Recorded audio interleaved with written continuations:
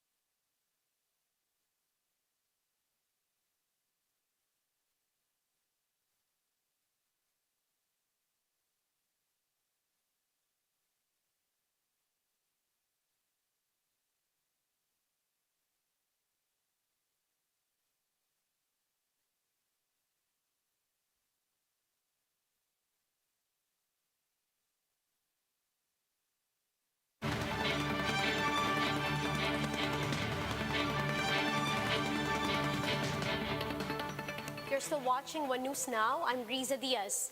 The Social Welfare Department says a total of 6.7 billion pesos in ayuda or cash aid have now been disbursed.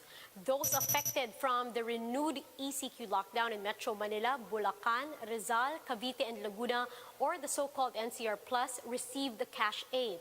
Of this, 67% were distributed in Metro Manila, 28% in Region 4A or Calabarzon, and only 5% in Region 3. A lawmaker has expressed concern over questionable beneficiaries included in the distribution of ayuda or cash aid. Puwersa ng Bayaning Atleta Party List Representative Jericho Nograles said he received reports that minors, dead persons, and OFWs were listed among the ayuda beneficiaries in some localities. Nograles called on the Social Welfare Department and the Commission on Audit to look into the issue, adding that every peso in the 22.9 billion pesos in amelioration fund should be accounted for. He also said those who abused it must be punished. Meanwhile, the government has yet to roll out its national contact tracing app, Stay Safe, already more than a year into the pandemic. Now, what will now happen to the existing contact tracing apps? Mobile journalist Jacob Lazaro gives us a front seat to the story. This, for many, is what constitutes contact tracing in the Philippines. Small slips of paper with barely legible handwriting. It's supposed to be one of the major pillars in the fight against COVID-19. But the implementation of a unified network digital contact tracing system has been excruciatingly slow. Technically, the national government uses an app called Stay Safe. So we can use our malls as a micro-reference to our contact tracing database system. I've roamed around here and so far I have not found a single store that is using the Stay Safe app.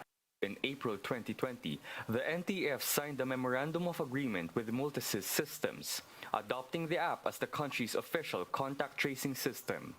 But the official rollout of Stay Safe only takes place sometime next month. Rather than wait, many local governments and private companies rush to develop their own contact tracing apps.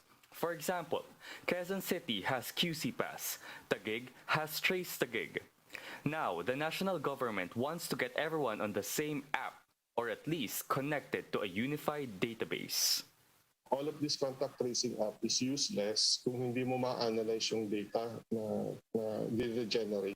Contact tracer Jet Junio explains the idea is to identify a COVID patient's close contact, regardless of what town or city they live in, work in, or eat in. Supposedly, dapat nagka-quarantine kayo sila eh. Possible po talaga, malaki yung chance na makahawa pa talaga. In October last year, the NTF required all LGUs and private companies to use the unified Stay Safe app. But progress has been slow, to say the least. The app is only used by 15% of the population and less than half of the LGUs. The Department of Interior and Local Government hopes to register 50 million Filipinos on the app. But there's some resistance from LGUs. Quezon City, for example, insists on keeping its own system. Nauna kaming mag-develop ng online contact system before pa nasabi ng IATF na they are endorsing Stay Safe. No? Sabi na yes, local government can do as long as it can be interoperable with Stay Safe. So, If at all, the answer would be having a centralized database compatible with all the current apps. At least, that's the plan. We can't fight this pandemic divided. So if we can't have a single contact tracing app, then we should at least have a unified database so different parts of the country could work together and heal as one. I'm Jacob Lazaro and we are One News.